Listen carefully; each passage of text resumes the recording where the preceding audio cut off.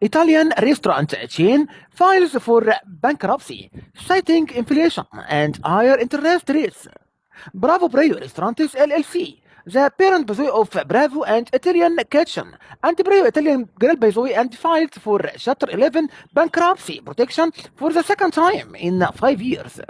And citing by the way the acute financial and distress facing the industry. And the company filed in the U.S. Bankruptcy Court for the Middle District of Florida on 18th of August, and aiming to restructure its debt and streamline and reduce operational expenses and achieve underperforming leases and close and underperforming locations and attract a new investor. And prior to filing for bankruptcy protection, the company closed 7 locations. And in total, there are 48 locations operating across the nation under both brands with about 4,000 employees. And 47 locations are leased. And in the filing, the company says that while the immediate impact of COVID-19 suspect the country subsequently faced rampant inflation, inflation and a sharp doubling of interest rates, and this pressure and hindered consumer spending across industries.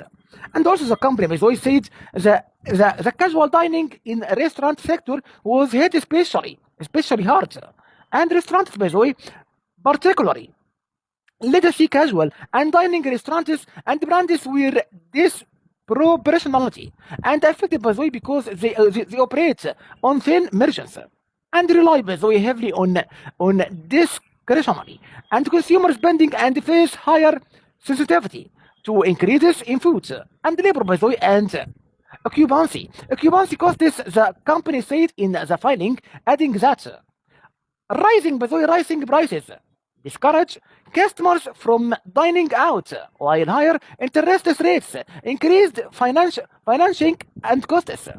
And Bravo says that these were the very reasons and why there were several Chapter 11 filing among legacy brands, including Red Lobster and Tijuana Flats, Fridays and Hooters bankruptcy attorney Daniel projected in February that a growing number of major restaurants chains will likely continue to file for bankruptcy protection over the coming years. And several factors lead to their downfall, according to the founder and partner of South Florida based DJ IM Law. However, COVID-19 pandemic was the catalyst as the industry saw traffic decline significantly, and operators wanted to keep their doors open, and so they had to cover costs like rent, insurance, and payroll, even so customers weren't coming in. And to stay afloat, restaurants relied on government subsidies, but also on taking out loans to fund business expenses. And this meant that companies accumulated debt that they had to pay back over time plus interest. The problem, however, is that the industry expected consumer spending at restaurants to return to pre-pandemic levels once things returned to normal.